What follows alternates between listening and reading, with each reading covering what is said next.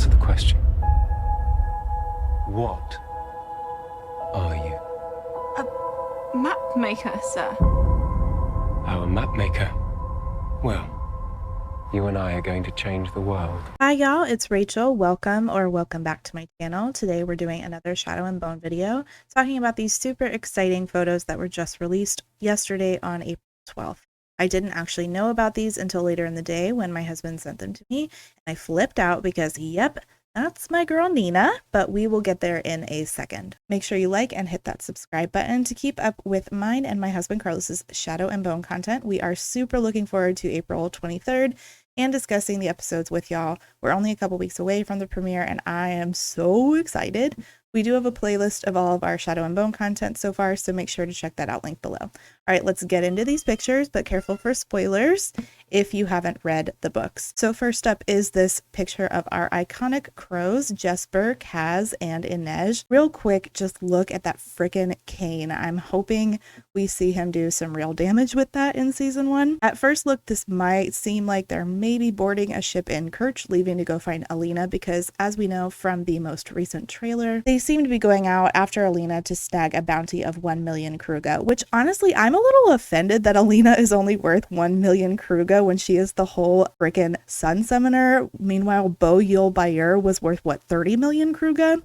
But I digress. While it may look like they're leaving Kerch, I actually think that that guy right behind Kaz is Mal. That looks quite similar to the coat that Archie/Mal is wearing in this clip in the trailer, where you see Mal says the whole world will be after you.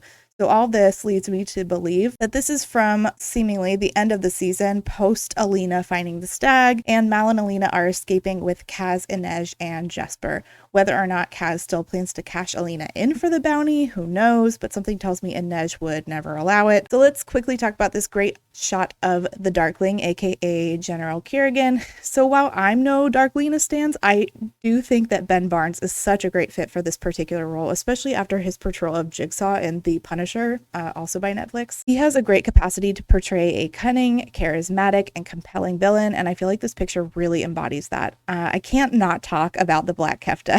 Wendy Partridge, the costume designer, deserves all of our love and praise for the impeccable job she did. The details down to this eclipsed sun on the buttons, absolutely breathtaking. It looks like he's not at the palace, he's outside. Maybe this is him in episode 1 arriving to where the First Army is setting up and getting ready to send people into the fold. Next, let's talk about this phenomenal picture of Anesh, and as usual, I just have to bring up how perfectly casted Amita Suman was for the role. She is exactly how I picture Anesh. It's hard to tell exactly where she is in this photo. It looks like some sort of office, but going off a couple of clues. 1, the dude behind her is not Jesper or Kaz. 2, that desk does not look like it belongs to Kaz. There's a couple things on it that look almost feminine. And number 3, with the look of disdain on her face, I'm going to guess she's not speaking to Kaz Brecker and is either speaking to Tanta Helene or possibly Pekka Rollins, but I'm leaning more towards Tanta Helene.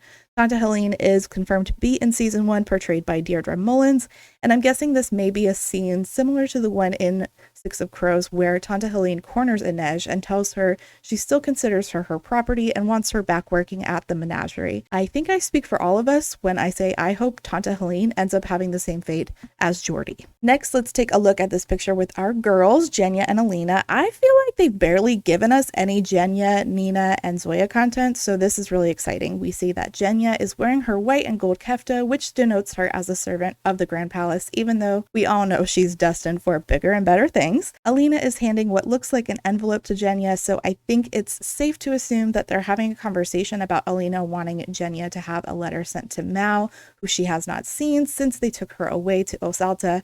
Of course, Jenya, unfortunately, at this point had been being manipulated by the Darkling and handing Alina's letters to Mal over to the Darkling, but it's okay, Jenya, we will forgive you eventually. And yes, of course, I saved my favorite for last because we finally get another scrap of Nina content. Here we see Nina and Matthias. Clearly they're inside a ship and it looks like water is pouring in. Nina is chained up, so it appears they are going the way of the books, where Nina was captured by the Druskel on the Wandering Isle, ends up imprisoned by them on a boat.